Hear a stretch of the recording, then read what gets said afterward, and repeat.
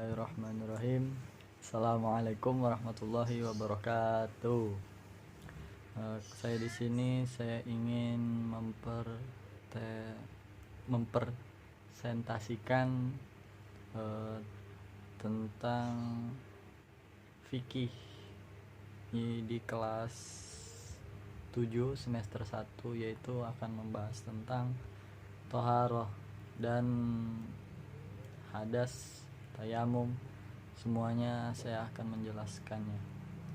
Mungkin langsung saja ke yang pertama sebelum kita membahas toharoh. Apa itu toharoh? Toharoh adalah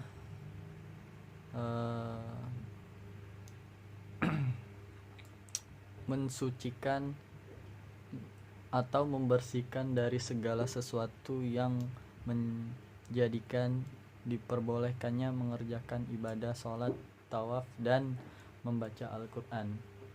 Menurut bahasa, tohara adalah tahahura, yang artinya bersuci. Jadi tohara itu adalah mensucikan atau bersuci sesuatu yang menjadikan atau diperbolehkannya kita beribadah kepada Allah.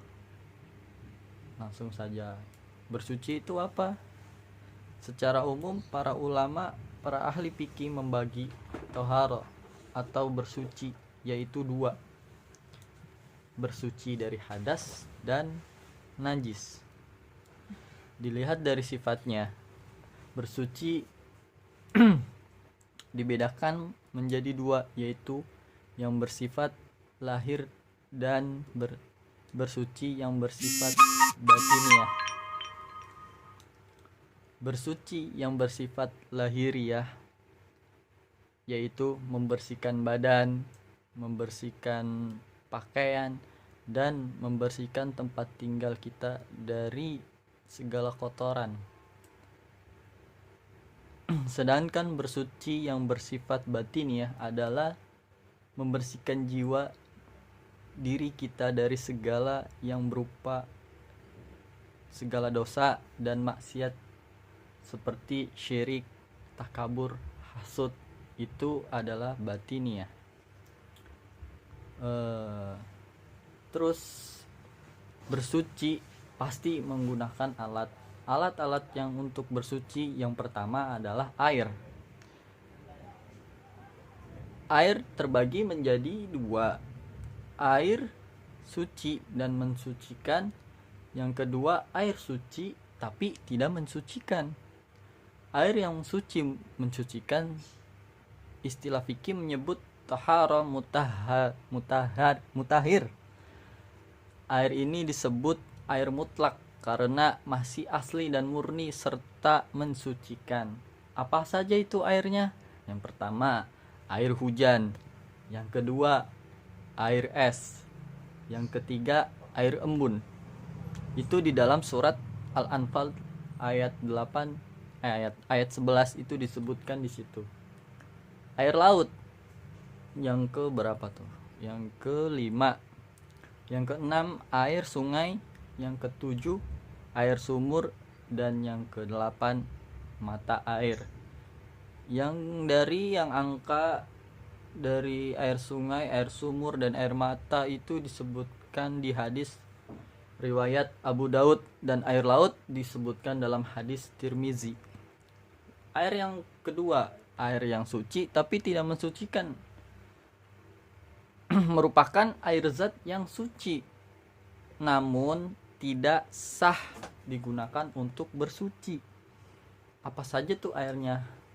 Air yang telah dicampur dengan benda suci lain hingga berupa salah satu bersifat seperti air teh, air kopi, air teh jus, pop es, itu suci tapi tidak mensucikan karena sudah tercampur dengan zat-zat. Amer. Yang kedua adalah air mustakmal, yaitu air bekas atau air sedikit yang telah digunakan untuk bersuci walaupun tidak berubah sifatnya. Jadi air yang udah satu ember itu dipakai mandi terus tertaruh lagi di ember itu lagi. Nah, itu air mustakmal. Yang ketiga, air pohon-pohonan atau air buah-buahan seperti air kelapa, terus air jeruk, terus air apel, kan apel ada airnya tuh, itu tidak bisa digunakan. Tapi yang lebih dominan itu para ulama menyebutkan air kelapa karena banyak airnya. Itu suci tapi tidak bisa untuk mensucikan. Yang keempat adalah air mutanajis, air yang terkena najis. Maksudnya air yang terkena najis itu air yang di dalam bak terus ketimpahan nya tikus hingga berubah warnanya, itu tidak suci. Suci tapi tidak mensucikan.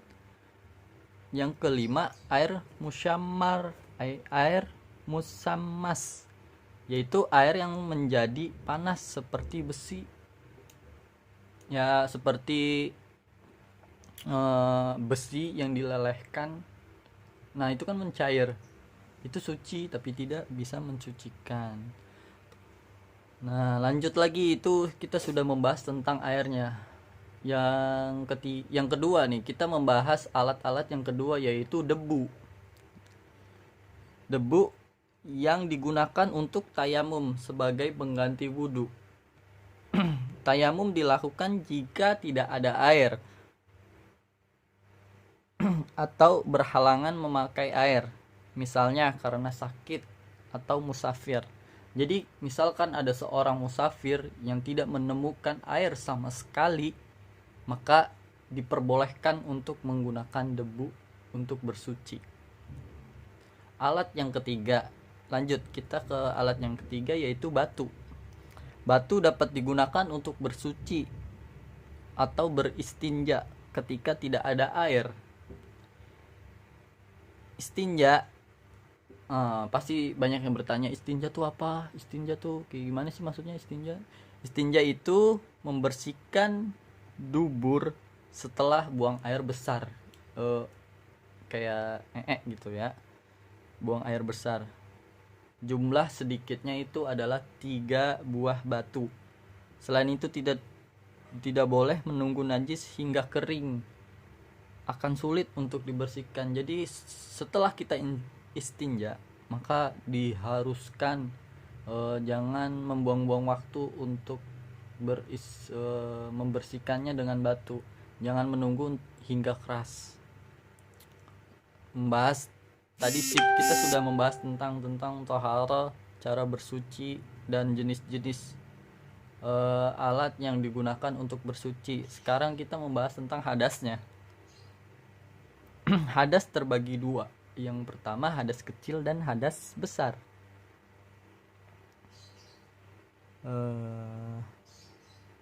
Kita langsung saja ke cara bersuci dari hadas kecil. Cara menghilangkannya cukup sangat sangat praktis, yaitu dengan berwudu dan bertayamum. Seperti kita sehabis kencing, sehabis kentut, kita mencucikannya dengan berwudu dan bertayamum. Kita sudah diperbolehkan untuk beribadah. Dan kedua, nah nih, hukum wajibnya bersuci seseorang yang hendak beribadah haruslah dalam keadaan suci dari hadas kecil, karena merupakan syarat sah ibadah.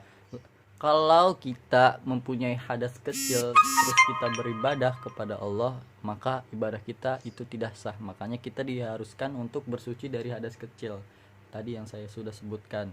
Yang kedua, sebab-sebabnya hadas kecil. Nah, yang tadi saya katakan, keluarnya sesuatu dari dubur seperti tadi, nah itu.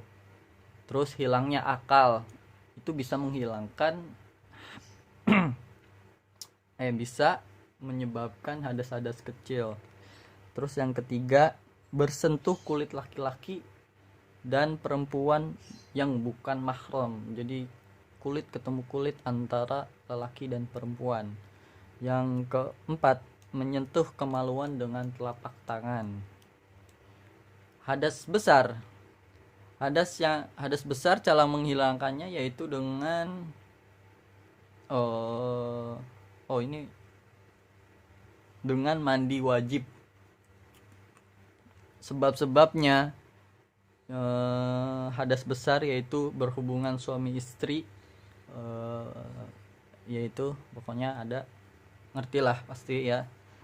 Yang kedua, keluarnya mani, baik disebabkan melalui mimpi atau yang lainnya. Seperti kita sehabis tidur kita mimpi basah, itu diwajibkan mandi besar. Terus sengaja dikeluarkan, itu juga wajib untuk mandi besar. Yang ketiga, meninggal dunia. Dan yang keempat, datang bulan atau haid dan nifas, itu diwajibkan untuk mandi besar. Rukun-rukunnya mandi wajib yaitu niat. Yang pertama niat, tata caranya nih, tata cara mandi wajib. Yang pertama niat, yang kedua mengalirkan dan membasuh seluruh tubuh dari ujung rambut sampai telapak kaki. Yang ketiga menghilangkan najis kalau ada di badan sebelum kita mandi wajib. Misalkan di kulit kita ada tai cicak, kita lap dulu tai cicaknya, kita bersihkan dulu sebelum mandi wajib. Dan yang mungkin ini yang ketiga, tadi kita udah membahas tentang hadas. Yang ketiga kita akan membahas tentang najisnya. Secara bahasa, najis merupakan bentuk fa'il dari kata najasa yang berarti kotor. Sementara menurut istilah, najis adalah sesuatu yang dianggap kotor oleh syarah, sesuatu yang kotor yang dianggap oleh syarah. Adapun yang termasuk najis disepakati oleh imam mazhab 4, yaitu Imam Syafi'i, Imam Ahmad bin Hambal, dan Imam Abu Hanifah, dan Imam Malik. Nah, kita kan tadi udah memperjelaskan tentang najis. Selanjutnya kita akan membahas tentang jenis-jenisnya najis nih. Yaitu ada berapa? Ada 3. Yang pertama najis mukhafafah, yang kedua najis mutawasito, yang ketiga najis mughaladah. Yang pertama kita akan menjelaskan tentang najis mukhafafah. Najis ini merupakan yang tergolong ringan seperti air kencing bayi. Cara mencucikannya mudah. Air pada benda yang terkena najis. Jadi kita tinggal mengelap benda itu dengan air hingga itu bersih. Yang kedua, najis mutawasito, merupakan najis yang tergolong sedang seperti darah, nanah, muntah, bangke, minuman yang memabukkan. Cara membersihkannya bagaimana? Cara membersihkannya gimana? Ikannya disiram, misalkan benda terkena air kencing bayi perempuan, itu air kencing perempuan bayi perempuan itu udah termasuk najis mutawasito, karena ada perbedaan antara bayi laki-laki dan bayi perempuan.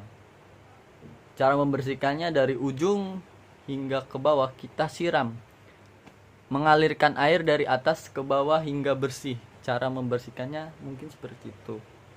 Yang ketiga, najis mughaladah.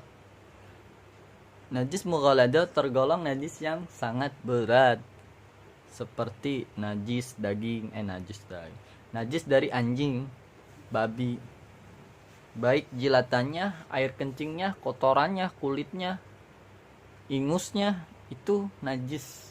Darahnya, dagingnya, semuanya, seluruh badannya dari anjing, dari babi itu najis. Cara membersihkannya dengan membasuh 7 kali campur dengan tanah. Jadi kita membasuhnya dicampur dengan tanah, terus sebanyak 7 kali.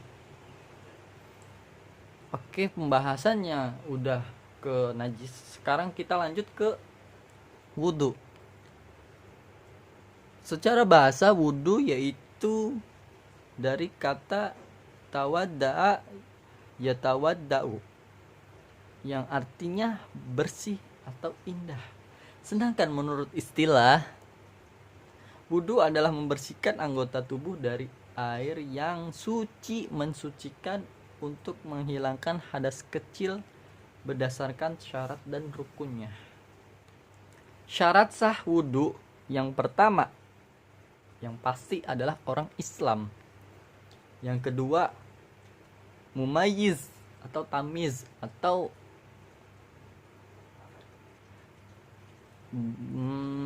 tamiz itu seperti orang yang berakal, yang cerdas.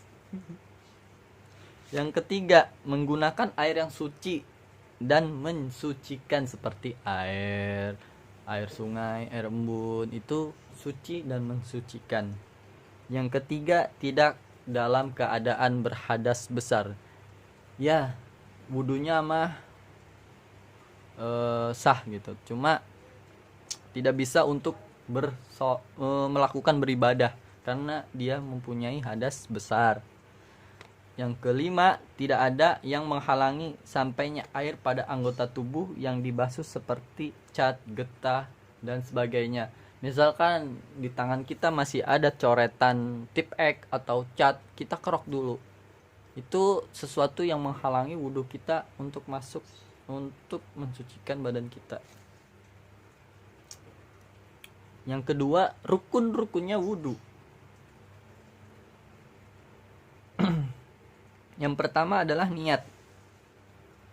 Yang kedua adalah membasuh muka.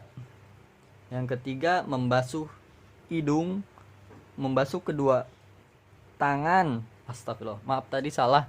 Membasuh kedua tangan sampai siku.